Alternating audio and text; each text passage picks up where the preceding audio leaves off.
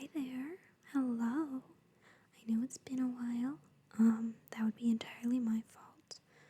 I've been having issues with phone storage. I usually record on my phone, so you can see this is a different format.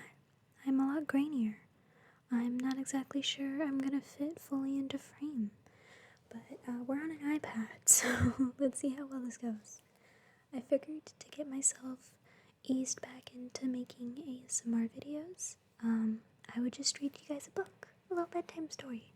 So I'm gonna pull it up on my computer. Ooh, that was bright. Sorry about that. I'm gonna have it over here on the screen. So I'm gonna be looking this way for a lot of it. But get yourself nice and cozy. We're going to be reading a book called Seveneves. That's Seveneves.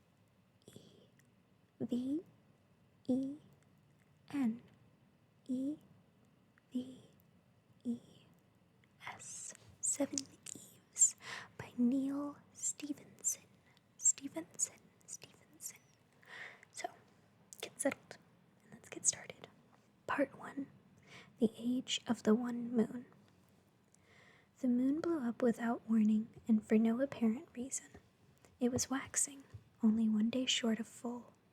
The time was 5:03 and 12 seconds. Later, it would be designated at A plus 000, or simply 0.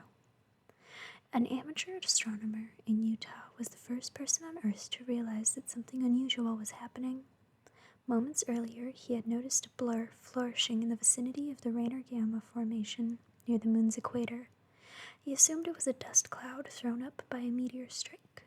He pulled out his phone and blogged the event, moving his stiff thumbs, for he was high on a mountain and the air was as cold as it was clear, as fast as he could to secure the claim to himself. Other astronomers would soon be pointing their telescopes at the same dust cloud, might be doing it already, but supposing he could move his thumbs fast enough, he would be the first to point it out. The fame would be his if the meteorite left behind a visible crater. Perhaps it would even bear his name. His name was forgotten. By the time he had gotten his phone out of his pocket, the crater no longer existed, nor did the moon. When he pocketed his phone and put his eye back to the eyepiece of his telescope, he let out a curse, since all he saw was a tawny blur. He must have knocked the telescope out of focus. He began to twiddle the focus knob. This didn't help. Finally, he pulled back from the telescope and looked with his naked eyes at the place where the moon was supposed to be. In that moment, he ceased to be a scientist with privileged information and became no different from millions of other people around the Americas, gaping in awe and astonishment at the most extraordinary thing that humans had ever seen in the sky. In movies, when a planet blows up, it turns into a fireball and ceases to exist. This is not what happened to the moon. The agent, as people came to call the mysterious force that did it, released a very large amount of energy, to be sure, but not nearly enough to turn all the moon's substance into fire. The most generally accepted theory was that the puff of dust observed by the Utah astronomer was caused by an impact, that the agent, in other words, came from outside the moon, pierced its surface, burrowed deep into its center, and then released its energy. Or that it simply kept on going, out the other side, depositing enough energy en route to break up the moon.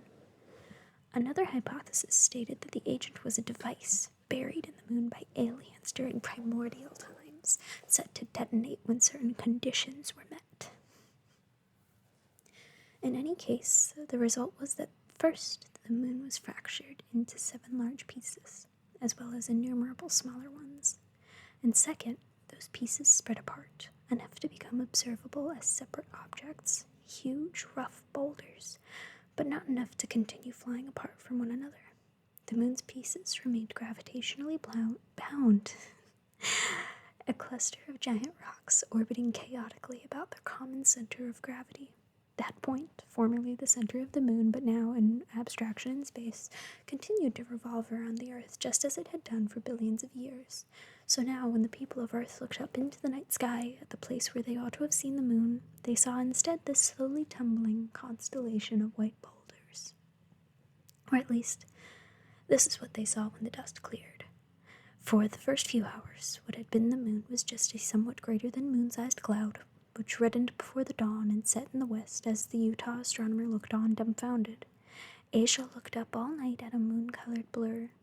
Within, bright spots began to stand out as dust particles fell into the nearest heavy pieces. Europe and then America were treated to a clear view of the new state of affairs. 7 giant rocks, where the moon ought to have been. Before the leaders of the scientific, military, and political worlds began using the word agent to denote whatever had blown up the moon, that word's most common interpretation, at least in the minds of the general public, had been in the pulp fiction B-movie sense of a secret agent or an FBI agent.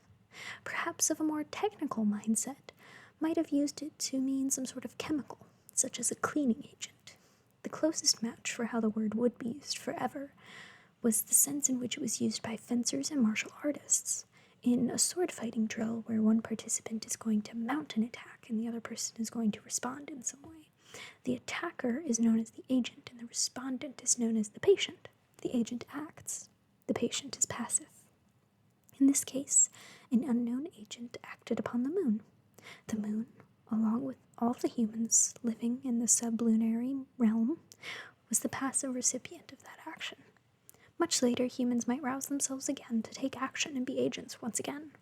But for now and long into the future, they would be nothing more than patients.